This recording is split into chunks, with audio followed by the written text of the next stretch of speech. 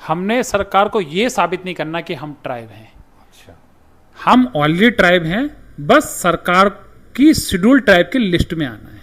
तो उसका जो पैमाना हाँ, है हाँ, उसमें, उसी में दूसरी बात, हम ऑलरेडी भारत सरकार के डॉक्यूमेंट के अनुसार कह रहे हैं कि हमें ट्राइबल माना जाता था 1972 से पहले। उसके 3 पॉइंट हैं।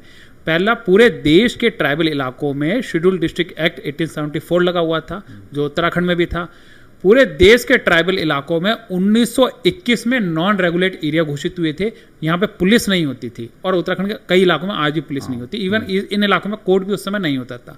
तीसरा, 1935 में इनको बहिष्कृत क्षेत्र घोषित किया गया पूरे देश के ट्राइबल इलाकों को। जब भारत देश आजाद हुआ तब इन्हीं इलाकों के मूल निवासियों को ट्राइब का दर्जा दिया भारत सरकार ने, और इन्हीं इलाकों में 5वीं या 6ठी अनुसूची लागू की गई। और ये हम नहीं कह रहे, ये भारत सरकार खुद के डॉक्यूमेंट कह रहे हैं। और साथ ही साथ 1995 तक उत्तराखंड के लोगों को 6% रिजर्वेशन एजुकेशन सिस्टम में था। तो हमें जो अधिकार छीना गया है वो वापस चाहिए। जो ट्राइबल का अधिकार ऑलरेडी था वो हमें वापस चाहिए। अब सरकार की नजरों में शेड्यूल ट्राइब आना है।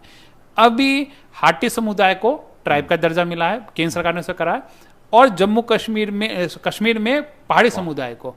और इसके 3 पैमाने जो अब के ट्राइबल मिनिस्टर हैं उसने प्रॉपर सदन में बोला है। और आपको पता है कि लोकसभा सदन है, कोई बात बोली जाती है प्रॉपर टेक्निकली सही है तभी बोली जाती है।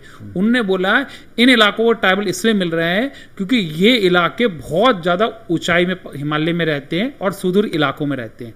दूसरा, इन इलाकों की संस्कृति बाकी लोगों से बहुत भिन्न है। तीसरा, इन इलाकों में बहुत पिछड़े हैं, ये आर्थिक रूप से बहुत पिछड़े हैं। तो इन 3 आधार पे इनको ट्राइबल दिया जा रहा है, और सब लोगों ने उससे प्रस्ताव पारित किया। तो ये 3 वो पैमाने तो हम ऑलरेडी पूरे कर रहे हैं। तो हमारे पैमाने 100%